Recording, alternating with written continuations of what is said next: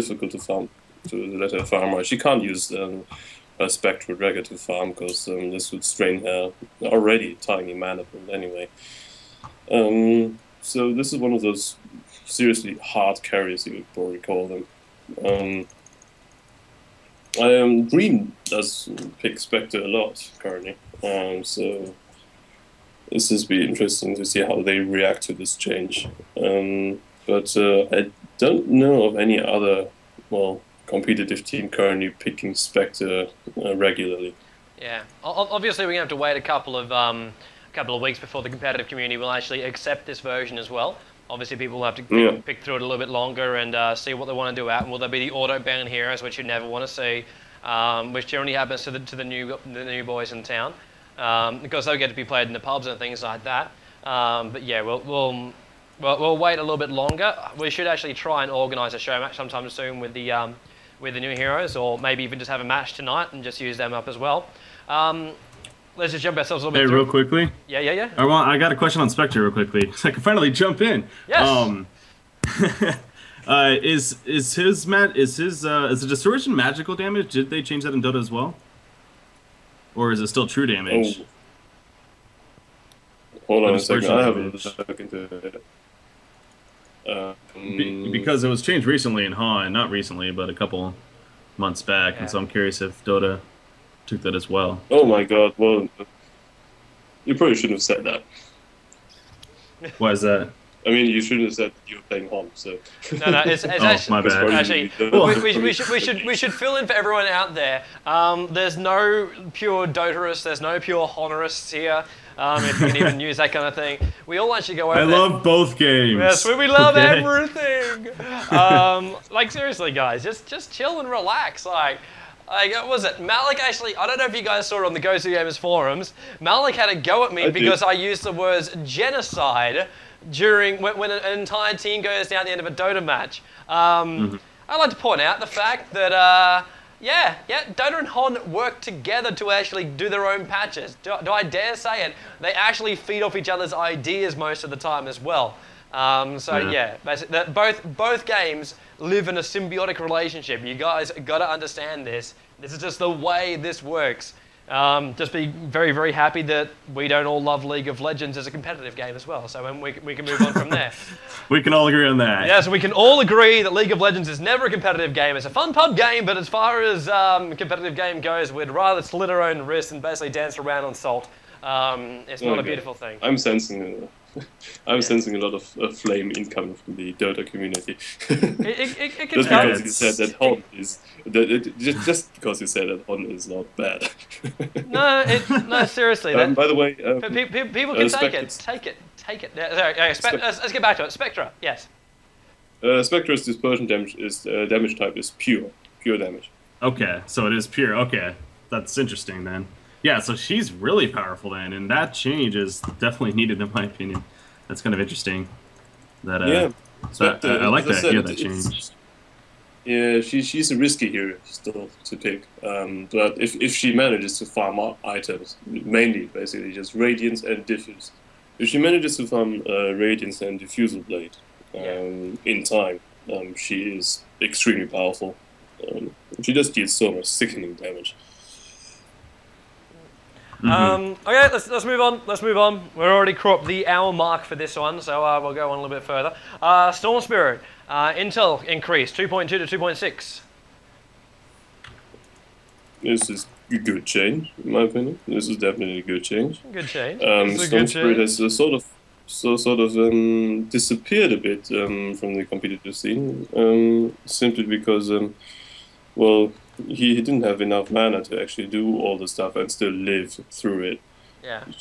So you wanted to do long-range initiation on a single target hero and then get out again. But what most of the time that happened was you ruffled in, you pulled a guy, and then their teammates would absolutely massacre you.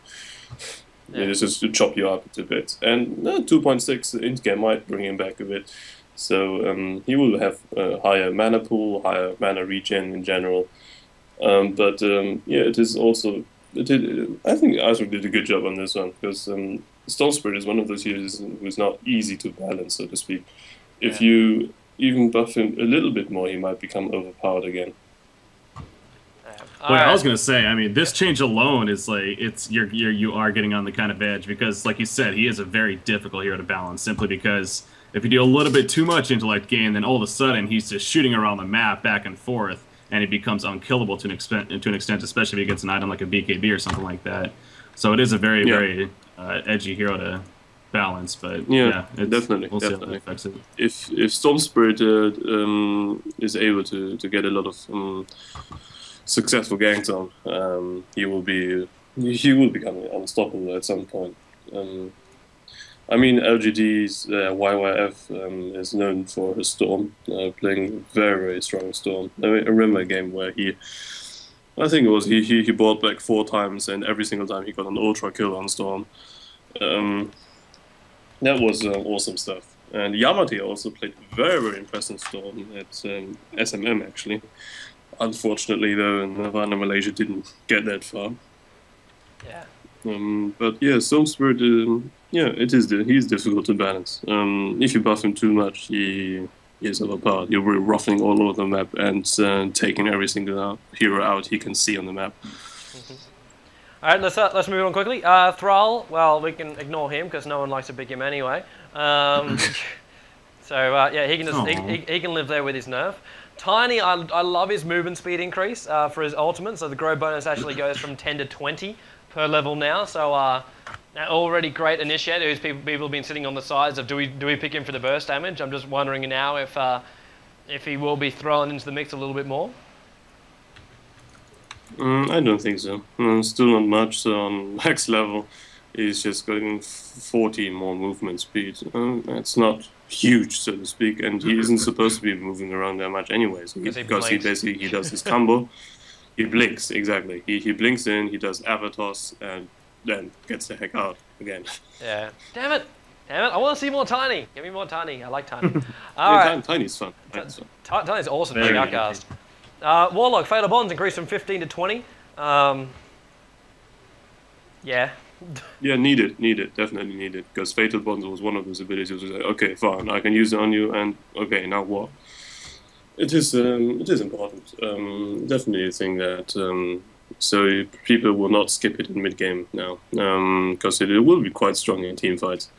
If you manage to get a good Fatal Bonds of that, it will increase a lot of damage. It's similar to an AoE Maledict, just on a smaller scale. Yeah. Oh, seriously, will Warlock even be picked though? Because you've got someone like Wishshot who has a bouncing stun. He has his hero-specific ulti, and then he has the Restoration, which can support his team. Warlock, of course, has the Great ulti, which can like crash on down, give a bit of immolation as well as do a stun to the area. Heal can come out from him as well. Fatal Bonds, and of course on top of that one. But like, as far as like balancing out, do I go Witch Doctor or do I go Warlock? I still think people are still going to favour the Witch Doctor over the Warlock. Well, there are scenarios where Warlock is definitely better than Witch Doctor, simply because Warlock is able to solo lane very, very well. He can survive even hard lanes because of his heal. His heal is insane in the early levels. So basically, if you fail to kill, if you have him solo up against a dual lane, and the dual lane fails to kill him all the time, you basically won that lane, because on the other lanes you will have one hero advantage, so to speak. And also his great attack animation and range and base damage makes him a capable harasser if put against another solo laner. So he can make the life, say, of Asaf or the other common solo meteors quite miserable in the early levels. He'll probably harass the crap out of him. And he doesn't need to worry about it because he can still simply heal up. One of the teams who are known to play Warlock a lot are Stars Boba from Vietnam. Soso definitely normally plays a solo Warlock in the short lane actually, to be able to survive the ganks and have his teammates do the rest of the ganking basically. And as soon as he gets a little bit of farm, he will join his teammates and will do some initiation with his ultimate and his upheaval afterwards. Okay, we've got 2 more heroes to actually look at for their changes. Weaver with a minor increase of visibility around the swarm units, and Zeus has the lightning bolt cooldown from 7 to 6.5. nothing completely insane on that one. Obviously, Zeus can just like freaking burst damage someone a little bit more, like 0.5 of a second, but yeah, not massive. Let's drop ourselves. It adds up. I was gonna say it adds up. I mean, it is definitely minor, but you got to figure. I mean, over time, obviously 7 to 14, we're now at 6.5 to 13 seconds, and then keeps going down, down, down if you are spamming the ability. So yeah, it's something. It is something, but it's you still don't have the mana pool supported now.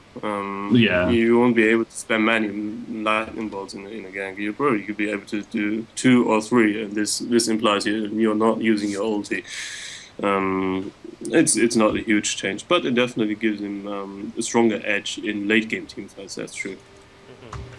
Alright, 3 items. First one is the Ancient Django of Endurance, one which we think is going to be completely useless because the 3 charges will cost you 750 gold for what you get is nothing. So yeah, this is like one of these things where I went, what the fuck, seriously, Icefrog, what do you do? Alright, let's ignore it. Let's ignore it. We got 2 items. The third one we're very, very excited about. The second one is one we had just before inside the game, the Medallion of Courage. So Chainmail, Sobi Mask, awesome. And 200 for recipe. It's absolutely awesome. Yeah, I really do like it as an early item. Like it's plus 6 armor, plus 50% mana regen. I'm gonna stick around and blast your ass more. Yeah. Yeah, the important bit about it is basically to note that you target an enemy unit, both you and enemy lose 6 armor for duration, but through the item you already have plus 6 armor, so you're not losing anything in the trade. But you're putting even more of a desolator. It's consistent as well. Enemy, which is minus 6 armor is seriously, man, this is huge. Minus 6 armor is absolutely insane, especially for early game. I'm surprised it doesn't cost any mana to cast it. Seems like you're going to be able to just keep that up. Cooldown 7 seconds, duration 7 seconds. I mean, come on. It's consistent armor. Yeah, it's great. I love it. It's insane. Yeah, it's gonna mean like first item, but you can't really buy as a first item. You don't have enough money for it. You'd be about 200, 300 gold short, but you can buy because Chainmail's now in the secret shop though, so you can prep yourself for it. Yeah, you can prep yourself for it, and also it has 800 cast range. I mean, this is in early game ganks, in like jungle fights, so to speak, like where you have these minor skirmishes between around 5 heroes. This is awesome. This is just, you can focus one guy down so damn fast. I mean, like Alchemist Cloud gives. Actually, I don't know how much. Hold on a second. I'll look for it. Slaughter's Ultimate.